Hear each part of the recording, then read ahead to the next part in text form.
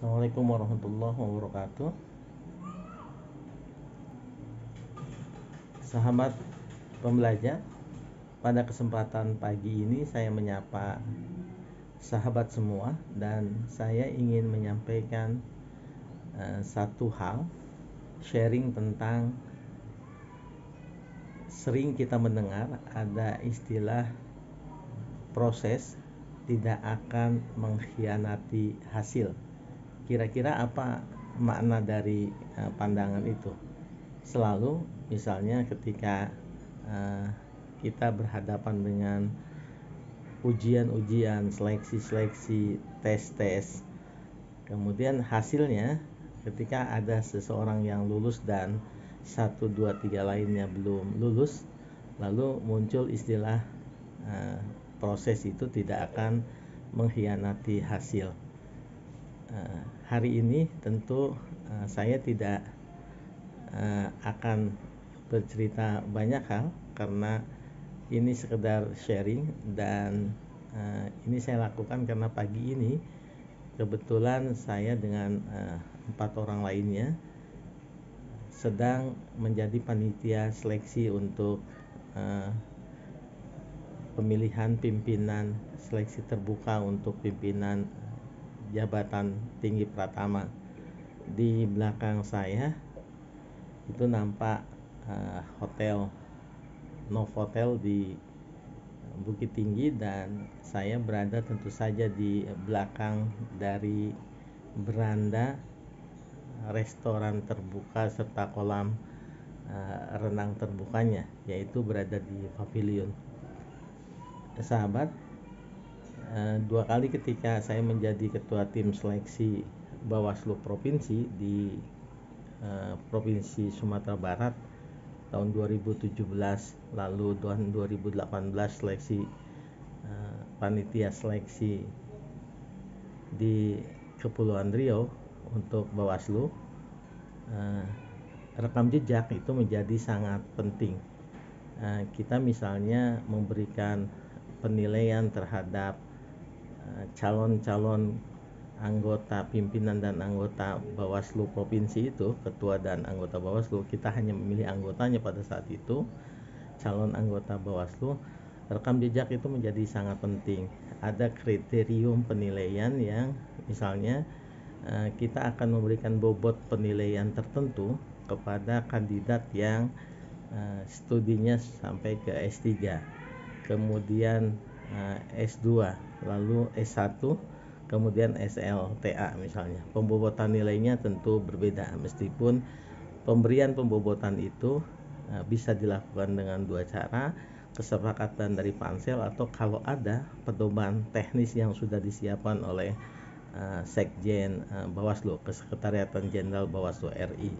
Tetapi intinya bahwa SLTA, S1, S2, S3 itu tentu saja punya bobot yang berbeda. Soal selisih nilai dari bobot itu tentu panitia seleksi yang akan memberikan pembobotan pembedaan itu.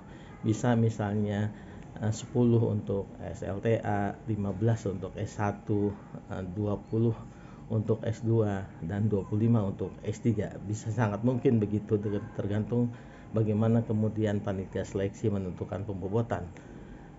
Kemudian di rekam jejak penilaian itu kita juga memberikan bobot penilaian apakah si kandidat itu pernah menjadi penyelenggara kepemiluan di Indonesia. Pembobotannya juga berbeda, apakah di level TPS atau di tingkat desa, di kecamatan, di kabupaten, di provinsi atau tingkat nasional. Kemudian rekam jejak yang lainnya, apakah si kandidat pernah menulis yang berkaitan dengan kepemiluan, apakah dalam bentuk jurnal nasional, jurnal internasional, atau menulis buku, atau misalnya menulis di harian nasional, harian lokal gitu. Dan juga tentu saja penilaian bobotnya berbeda. Rekam jejak yang lain, apakah misalnya pernah melakukan aktivitas keorganisasian. Lalu bobot yang lain juga yang tidak kalah pentingnya, apakah ia pernah terlibat di dalam kajian-kajian tentang kepemiluan. Nah, apa yang saya maksud dari cerita ini, ternyata benar bahwa proses itu tidak akan menipu hasil, karena dari bobot-bobot itu saja setiap aktivitas yang pernah dilakukan kemudian bahkan tercatat dan ada buktinya, tentu saja itu menjadi pemberian atau penguatan bobot nilai bagi para kandidat.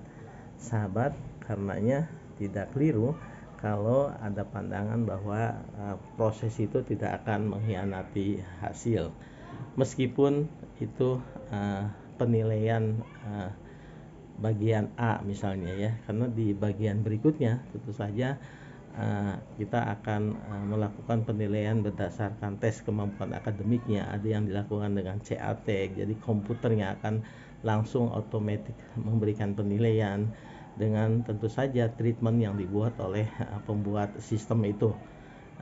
Tes kemampuan itu juga bagi saya itu juga dipengaruhi oleh seberapa dalam luas pengetahuan dari si kandidat, dan bagaimana cara kandidat memperoleh pengetahuan tentu tidak instan.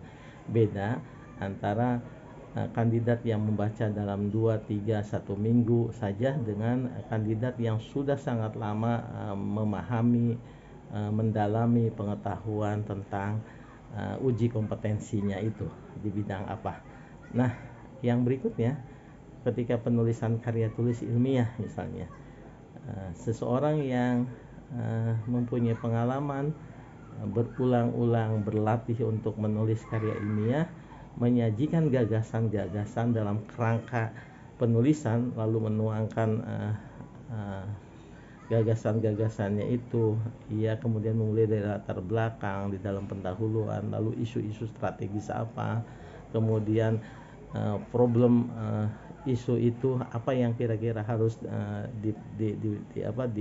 dianalisis, lalu kerangka teori untuk menganalisis tentu saja dipengaruhi oleh proses lama yang bersangkutan membaca, memahami, terus berlatih untuk membuat karya tulis. Sahabat, pada bagian ini kembali ini menegaskan bahwa proses memang tidak mendustai atau tidak memungkiri hasil. Jadi itu yang kemudian dipahami oleh saya, dan ini sharing. Karenanya apa pesan pentingnya bagi siapapun yang ingin atau akan mengikuti seleksi terbuka mulai saat ini, tentu saja mengingat-ingat kembali bagaimana rekam jejak saudara-saudara, menyiapkan dengan sepenuh hati. Sampai bertemu di kesempatan yang akan datang. Assalamualaikum warahmatullahi wabarakatuh.